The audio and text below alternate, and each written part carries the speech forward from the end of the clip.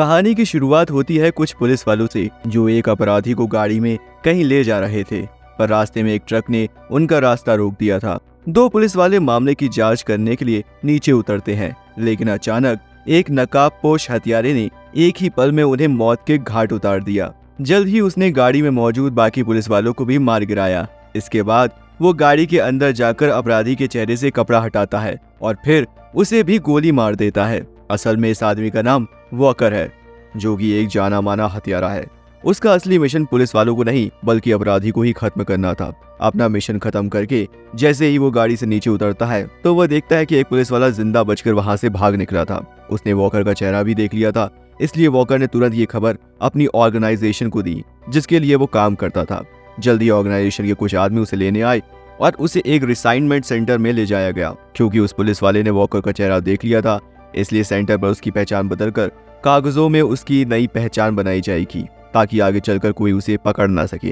तब तक वॉकर को कुछ दिनों के लिए यहीं छुपना होगा। फिर स्मिथ नाम का एक आदमी उसे ऑफिस तक ले आया और वॉकर से उसकी पहचान के सारे कागज लिए। तभी वॉकर ने देखा जॉन नाम का एक किलर ऑर्गेनाइजेशन के आदमी को पीट रहा था। वॉकर ने उस आदमी की मदद करने की कोशिश की, लेकिन स्मिथ ने उसे रोक लिया। स्मिथ नहीं चाहता था कि वॉकर ऐसे लफड़ों में फंस के अपनी मुश्किलें और बढ़ा दे। आखिरकार अपनी उंगलियों के निशान स्कैन करवाकर वॉकर अपनी खुफिया कमरे की ओर चला गया। वहाँ इसके अलावा और कई किलर्स अपनी पहचान बदलने के इंतजार में छुपे हुए थे।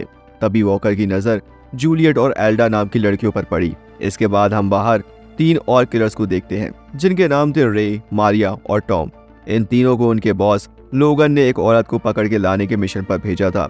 उधर ऑर्गेनाइजेशन के अड्डे पर स्मिथ ने वॉकर के कमरे पर एक कागज खिसकाया और फिर वो मिशेल नाम की एक लड़की से मिलने चला गया। स्मिथ मिशेल को काफी समय से पसंद करता था, लेकिन आज तक उसे ये बात कह नहीं पाया। खैर, स्मिथ से बात करके मिशेल अपने घर चले गई। फिर जल्दी उन 3 किलर्स की टीम उस अड्डे पर आ पहुंची और तब ये खुलासा होता है कि ये लोग यहाँ हमला करके एक लड़की को पकड़ने आए थे। मारिया ने दरवाजे पर खड़े गार्ड को मार डाला और फिर उन दोनों ने चुपके से अपनी गुंडों की फौज अंदर भेज दी। उधर वॉकर ने कागज खोला तो उसमें एक नेकलेस था जिसमें एक छोटी बच्ची की तस्वीर थी। ये बच्ची असल में वॉकर की बेटी थी जो कुछ साल पहले मारी गई थी। उसकी तस्वीर देखकर वॉकर की आंखें भर आई। इधर एल्डा ने चुपके से स्टोरेज रूम में घुसकर वॉकर के कमरे की चाबी चुरा ली थी। वहीं रे और उसकी टीम ने जल्द ही सिक्योरिटी रूम में कब्जा करके अड्डे के सारे दरवाजे बंद कर दिए। इसमें तो कमरे में गाने सुन रहा था, इसलिए उसे खबर ही नहीं हुई कि कब रे की टीम वहां घुस आई। पर जैसे ही वो कमरे से बाहर निकला तो गार्ड की लाश जमीन पर देखकर उसके होश उड़ गए। उसने तुरंत सिक्योरिटी अलार्म बजा दिया, लेकिन वॉकर तो अपनी बेटी के गम में सुन बैठा हुआ था। तभी जूलियट और एल्डा वह वॉकर से मदद मांगने आई, लेकिन वॉकर ने साफ इनकार कर दिया क्योंकि वो तो उन दोनों को जानता तक नहीं था। तब एल्डा ने कहा कि मैं खुद भी एक कातिल हूँ और मैं तुम्हें जानती हूँ, लेकिन वॉकर ने उस पर कोई ध्यान नहीं दिया। आखिरकार एल्डा गुस्से में जूलियट को लेकर वहां से चली गई। कुछ ही देर में किलर वॉकर के कमरे में घुसा और उस पर गोली चला दी, लेकिन खुशकिस्मती से वॉकर नीचे होकर बच गया था। फिर उसने अपनी काबिलियत से इस किलर को मार गिराया। अब वो समझ गया था कि अड्डे पर दुश्मनों ने हमला कर दिया है, इसलिए वो तुरंत एल्डा के कमरे में पहुंचा। वहीं एल्डा ने भी एक आदमी को मार गिराया था, लेकिन तभी और गुंडों ने आकर उस पर हमला कर दिया। तब एल्डा अकेले ही उनका सामना करने निकल पड़ी, लेकिन वॉकर अब भी उसकी मदद नहीं करना चाहता था। लेकिन उसे अकेला लड़ते देख आखिरकार वॉकर ने उसका साथ देने का फैसला किया। जल्द ही उनका रास्ता साफ हो गया और फिर एल्डा और जूलियट स्टोरेज रूम से हथियार चुराने निकल पड़े। तभी 2 गुंडों ने उनका रास्ता रोक लिया। फिर वॉकर ने बीच में आकर उनकी जान बचाई। आखिरकार वो तीनों स्टोरेज रूम तक पहुंच गए, पर सभी हथियार एक लॉकर में थे जिसकी चाबी कहाँ है ये किसी को नहीं पता था। खुशकिस्मती से स्मिथ वहां आया और उसके पास इस लॉकर की चाबी थी, जिसके बाद तुरंत उन्होंने कुछ हथियार उठा लिए। लेकिन तभी कई गुंडे उस कमरे में घुस आए। इसके बाद दोनों टीमों में भयंकर लड़ाई शुरू हो गई और इसी बीच बेचारा स्मिथ अपने जान से हाथ धो बैठा। वॉकर ने बिना हिम्मत हारे एक एक करके सबको मार गिराया, लेकिन इस लड़ाई में वॉकर भी काफी जख्मी हो गया था, इसलिए वो मेडिकल रूम में जाकर अपने जख्मों पे मलहम लगाता है। तब एल्डा अपनी कहानी सुनाते हुए कहती है कि असल में वो एक माफिया ग्रुप के लिए किलर का काम करती थी। ये ग्रुप औरतों और बच्चों की तस्करी का धंधा चलाता था और जूलियट को भी उन्होंने बेचने के लिए ही अगवा किया था। लेकिन एल्डा के बॉस लोगन का दिल जूलियट की खूबसूरती पर आ गया और उसने जूलियट के साथ जबरदस्ती करके उसे प्रेग्नेंट कर दिया। लेकिन जल्द ही जूलियट से लोगन का दिल भर गया और उसने जूलियट के बच्चे को मारकर उसे बेचने का फैसला किया। लेकिन एल्डा जूलियट के साथ हुई बदसलूकी देख न सकी, इसलिए वो लोगन को धोखा देकर जूलियट को भगाकर यहाँ ले आई है। लेकिन अब लोगन को उनके बारे में पता चल गया था इसलिए उसने अपने आदमियों को यहाँ हमला करने के लिए भेजा ताकि वो जूलियट को पकड़कर उसके सामने पेश कर सके। खैर, इसके बाद एल्डा मॉनिटर रूम की ओर गई ताकि वो खराब सिग्नल को वापस से ठीक कर सके। हालांकि रास्ते में उस पर कई गुंडों ने हमला किया, लेकिन वो सबको मारकर आखिरकार सिक्योरिटी रूम तक पहुंच गई। उधर जब रे को खबर मिली कि उसके इतने गुंडे मारे गए तो वो गुस्से में तिलमिला उठा और अब उसने टॉम और मारिया को ये मिशन पूरा करने का जिम्मा सौंपा। फिर मारिया अड्डे पर घुसकर एक कमरे में पहुंची जहां 3 किलर्स छुपे हुए थे। उसने उन सबको काफी पैसों का लालच देकर वॉकर को मार डालने को कहा। इसके बाद रॉय नाम के एक किलर ने वॉकर को उसके दोस्तों के सामने अंधाधुंध गोलियां चलाईं, लेकिन उसकी गोलियां खत्म होते ही वॉकर ने अपने बंदूक से उसका काम तमाम कर दिया। फिर वॉकर, एल्डा और जूलियट सिग्नल ठीक करने के बाद एक कमरे में पहुंचे जहां से वो फोन करके ऑर्गेनाइजेशन से मदद मांग सकते थे, लेकिन यहाँ भी पहले से ही एक गुंडा उनका इंतजार कर रहा था। तब वॉकर ने धुएं का एक बम कमरे में छोड़ दिया ताकि किलर डरकर बाहर आ जाए। उसके बाहर आते ही वॉकर और एल्डा कमरे में घुसे, लेकिन जल्द ही वो किलर भी लौट आया और उसने एल्डा के सर पर जोरदार वार करके उसे बेहोश कर दिया। फिर उसने वॉकर पर हमला किया, लेकिन वॉकर भी इस हट्टे कट्टे किलर के सामने कमजोर पड़ रहा था। जूलियट ने भी उसकी मदद करने की कोशिश की, लेकिन कोई फायदा नहीं हुआ। तभी अचानक एल्डा को होश आता है और उसने उठकर किलर पर लगातार वार किया। फिर वॉकर भी उसके साथ शामिल हुआ और दोनों ने मिलकर उस किलर को मौत के घाट उतार दिया।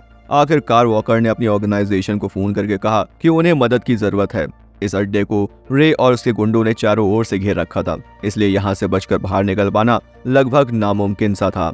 अब वो तीनों वापस स्टोरेज रूम की ओर चल पड़े जहाँ से वो और हथियार ले सके, लेकिन वहाँ भी रॉकी नाम का एक आदमी पहरा दे रहा था। अब वॉकर रॉकी को उकसाकर दूसरी ओर ले गया ताकि पीछे से एल्डा और जूलियट स्टोरेज रूम में घुस सके, लेकिन जल्दी उन्हें भी सैम नाम के एक किलर ने घेर लिया था। उधर वॉकर और रॉकी के बीच जबरदस्त लड़ाई चल रही थी। वॉकर अब काफी थक चुका था, इसलिए रॉकी उस पर भारी पड़ रहा था। इधर एल्डा ने जूलियट को भाग जाने को कहा और वो खुद सैम का मुकाबला करने लगी, लेकिन जल्दी सैम ने एल्डा के पेट में चाकू घोंप दिया।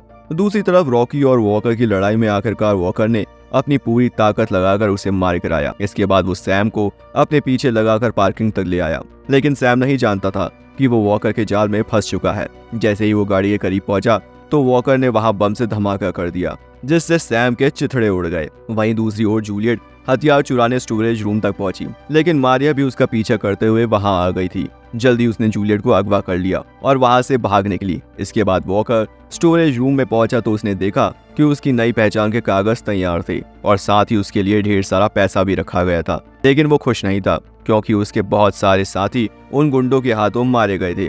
तभी एल्डा ने वहां जाकर उसे खबर दी कि रे के गुंडों ने जूलियट को अगवा कर लिया है, लेकिन वॉकर अब तक इन घटनाओं से एकदम टूट चुका था। अब उसमें और लड़ने की हिम्मत नहीं थी। पर तब एल्डा ने उससे पूछा कि जूलियट का भी उसकी बेटी जैसा हाल हुआ तो क्या उसे खुशी मिलेगी।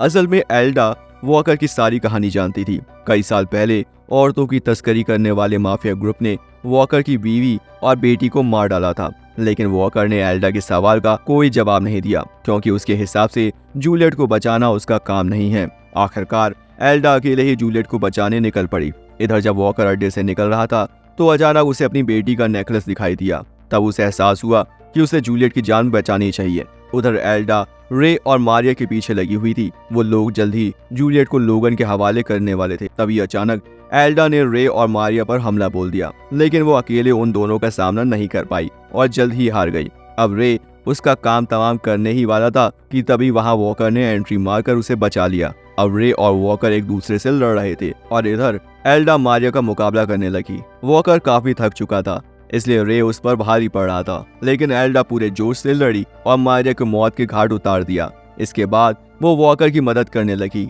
पर तभी जूलियट मारिया की गाड़ी में तेजी से आई और उसने रे को कुचलकर मार डाला। आखिरकार एल्डा और वॉकर की वजह से जूलियट उन लोगों के चुंगल से आजाद हो गई थी। फिर वॉकर ने उसे सारे पैसे दे दिए ताकि वह अपने होने वाले बच्चे को पाल सके। तभी वॉकर को उसकी ऑर्गेनाइजेशन का फोन आया और अब उसे एक नई पहचान के साथ नए मिशन पर जाना था। लेकिन इस मिशन पर जाने से पहले वॉकर को अपना एक अधूरा काम पूरा करना था। वो जानता था कि जब तक लोगन जिंदा है तब तक जूलियट और एल्डा के गले पर तलवार लटकती रहेगी। इसलिए वो जल्दी लोगन के अड्डे पर पहुंचा और उसे बेरहमी से मार डाला और इस तरह वॉकर ने अपने बीवी और बेटी की मौत का बदला लिया। साथ ही उसने जूलियट की जान भी बचाई। और इसी के साथ यहाँ इस मूवी का एंड होता है दोस्तों।